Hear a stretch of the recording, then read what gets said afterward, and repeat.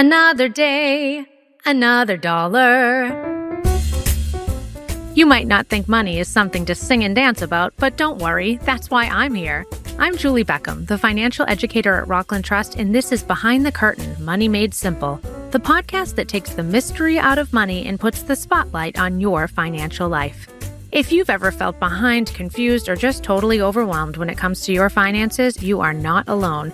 In fact, you're part of a cast of thousands. So take your seat and silence your phones as we pull back the curtain on personal finance. Welcome to the 5, 6, 7, 8 takeaways of Behind the Curtain Money Made Simple's fall season. This was our inaugural season of relaunching our podcast, originally called No Shame in This Money Game and the No Shame in This Money Game Money Minutes, which still exist on rocklandtrust.com, 41 episodes.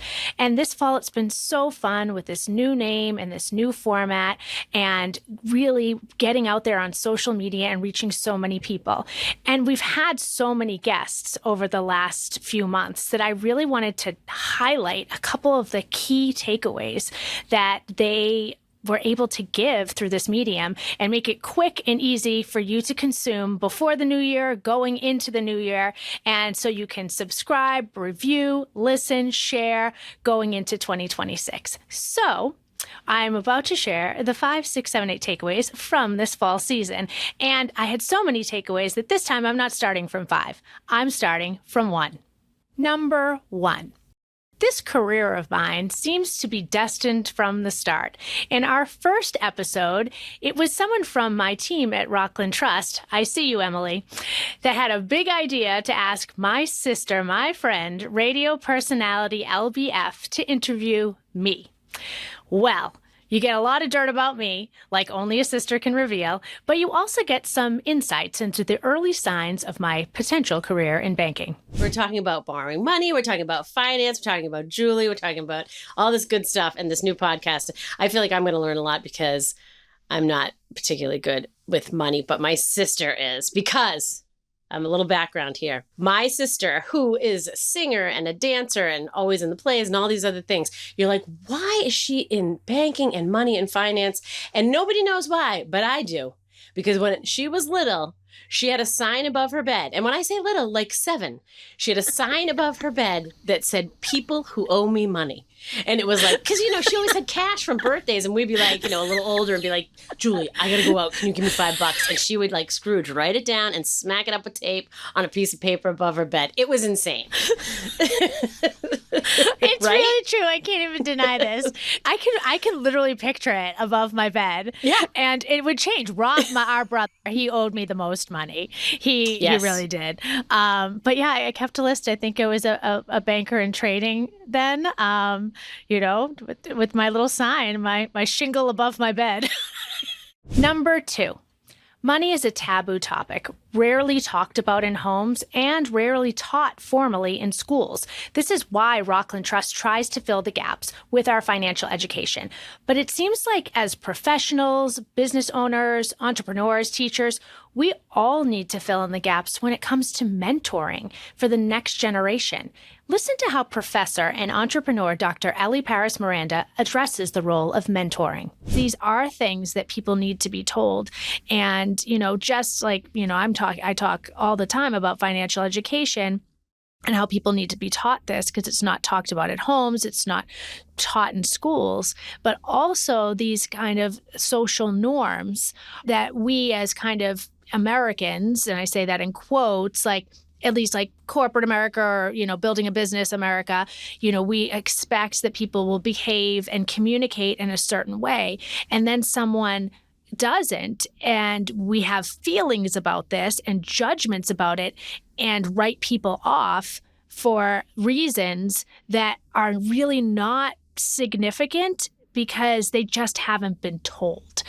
And yes. And I absolutely love how you put it this. And I should also add, if you allow me, and we as mentors, as more experienced adults, we should take this moments as a learning opportunity. So how can I take a second of my time to teach this person that, when you do this, perhaps consider doing this way because your message come across a little kinder and also will be received as a professional, right? So I absolutely love how we are having this conversation. And if anything, I would say let's be a mentor every time an opportunity comes. And a mentor-mentee relationship doesn't need to be someone younger than us, but anyone who hasn't experienced the things we have been so grateful to be granted. How can we take our moments to be generous and pass those experience and those knowledge and those learnings that we had? Because I am very a believer that we should share. Like if we don't share, how they will learn, how this moment will repeat again, and this person will perhaps have an opportunity to learn before he has a bad experience or before someone exclude him because it's not professional or it doesn't come across as we expect as often as we need perhaps. So how can the challenge for me to putting out there in the world is that let's take every moment as a learning opportunity to be a mentor. Number 3. How can the Japanese word ikigai help you use AI to find your dream job? AI expert Christopher Penn enlightens us. Check out the full episode if you want to talk about AI in 2026 like a pro. Sitting down and literally talking about yourself in a voice memo and then putting that into AI so that it can, what was that word that says what's your good your purpose, what you're good at? Ikigai. Yes. Tell me about that word. So it's a Japanese concept. It basically is, what are you good at? What do you enjoy? What are people willing to pay you for? And what makes the world a better place, right? So if you can figure out the intersection of all four, that's sort of like the ideal job. Like my current job, because I'm the co-founder of my own company, is pretty much that. I love what I do. People are willing to pay me money for what I do. I'm good at what I do. And we don't take on clients that we think are going to make the world a worse place. We've rejected clients who said like, yeah, you know what? You just don't align with our values. We can't work with you. If you can sit down and talk to AI, it knows what that concept is, particularly if you use the prompts that were in the newsletter, which, by the way, is free. There's no cost to it. Then you can talk through, okay, well, what are the soft skills or the durable skills, I call them, the skills that you bring from job to job that you have, empathy, good communication, critical thinking, creativity. What are those things that you have? And what are jobs that fit that you might not think you're a good fit for, right? So these tools, again, they see the big picture. So you might say, my life so far has been in accounts payable and accounts receivable. I've been in an AP and AR forever. And, my current company is doing layoffs or whatever. Just because you've always worked in AP and AR doesn't mean you have to continue only doing that. The durable skills, the transferable skills you've learned doing that, there are other jobs out there. But these tools can say, well, if you're good at this, maybe you might also be good at this kind of job because those same transferable skills apply. Right. And so the AI with that data can kind of see, have a perspective and because of all the information it knows and can create that for you when you're stuck, right? Like you're the one who's thinking like, oh, I'm tunnel vision. This is what I do. This is the only thing I know how to do. And it can round that out for you and give you more opportunities. Number 4, there are so many things we do in life to get through life's ups and downs. Portfolio managers, they do the same thing with your investments, and they call it hedging. And this is what Rockland Trust IMG portfolio manager Paula Murphy has to say about hedging. So you think of a hedge as when you're building a portfolio, you don't want everything in there to act the same. So we try to make our returns even out as much as we can. Now, it's building a portfolio like we do is not going to be like a CD where the 4% just comes in on a very regular basis. But we try to smooth out those returns so that, for instance, the market in 2022 is down 18%. We would like our clients not to be down 18% in that 18% down market. So we'll build things into the portfolio to hedge against that, to say, what do I put in there that acts differently, as uncorrelated as possible to everything else in there? Now, we don't pretend, again, that we're going to get 5 or 6% every year, but we would like to have those returns be steadier and less volatile than any one asset would be. So generally speaking, you can see how all the assets integrate with each other. And if they all act the same, then you haven't really hedged or diversified the portfolio. Yes. And that's, one of the pros of having someone keep an eye on all of your, your entire portfolio. Number 5, social media content creator and self-described accidental influencer Greg Cada, aka @Gregisms, finds his joy in lots of ways. He has ideas on how you can find and fund your joy. I would definitely suggest making a joy account. So this is what I did. I made a little account. I didn't call it like vacation. I didn't call it this. I just called it like I have a separate bank account that I put money into for those times that I would feel guilty making a purchase. So like when someone's like, I can't afford new shoes. It's like, what's in my joy account? Because this is connected to that whole save thing, because I would rather have memories in the bank over money in the bank all day, any day. And so if money helps you make memories, then that's sort of why I say get a joy account. Because if you're just spending money because you want to, and it's stupid, don't. But like, I think get that joy. It's really for experiences and more than just stuff. But if that stuff brings you something that's going to bring you a lot of memories, I do that. But you got to put it in a separate account that you would just not miss. But that, like, when you feel guilty making something like a purchase that you're like, or you're at a store and you're like looking at clothes and you're like, you really want it and you kind of need it, but you're like, I can't justify this right now. Like, it's your joy account. I love it. Your joy account's got you, girl. Number 6, author and entrepreneur Noah Kagan compares business to sports. You've got to practice the little things in order to win. In your book, the first chapter is about excuses. And I thought that was so relevant because the first thing that we do when we have an idea is make a million excuses about what doesn't work. I don't know what it is about our minds that do that. What prompted you to start off your book with excuses? I didn't see another book that ever had like excuses to start. Right? Normally, if you see books, like no one reads books, really. I mean, people read fiction books. The romance books are very popular. And I love reading. Now that I have a daughter and I have another one on the way, I'm not reading as much. I get a little bit of time at night.